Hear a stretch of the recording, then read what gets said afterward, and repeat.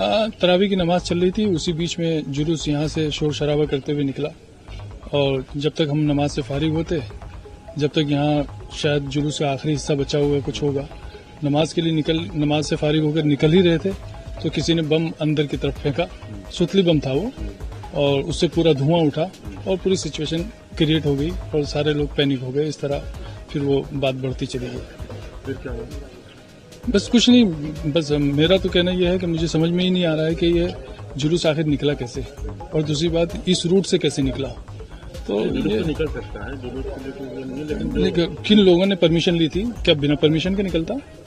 और दूसरी बात यह है कि अगर परमिशन ली थी तो कितनी गाड़ियों की, कितने लोगों की, किस तरह की सिचुएशन में परमिशन दी गई थी? किसकी तरफ से पहले पथराव की नौबत ऐसे आई कि पहले वो जिन लोगों ने बम वगैरह जो भी फेंका था उस फेंकने की वजह से उसके साथ कुछ हाथापाई हुई।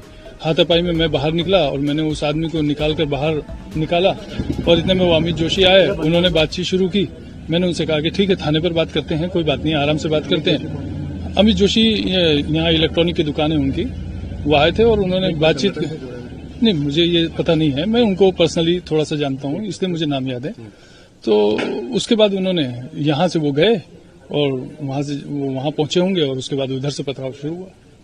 यहाँ प्रशासन के सामने हम बात कर ही रहे थे, हमारे साथ जो लोग नमाजी थे और इसके अलावा जो और लोग थे जो आसपास से आ गए हो सकता है यहीं पास में रहने वाले, जब शोर शराबा सुना तो आ गए। तो हम पुलिस प्रशासन के साथ बैठकर उनको बिठाकर समझाइश देकर बात कर रहे थे, इतने में उधर से पथराव शुरू हो गया। पुलिस के सामने पथराव हुआ? हाँ, पुलिस के सामने शुरू हुआ। आप लोगों की तरफ से पथराव हुआ? वो तो फिर होना ही था, फिर क्यों नहीं होगा? शुरू ही उधर से हुआ है तो फिर पब्लिक तो पब्लिक है, जनता तो जनता होती है। कितने लोग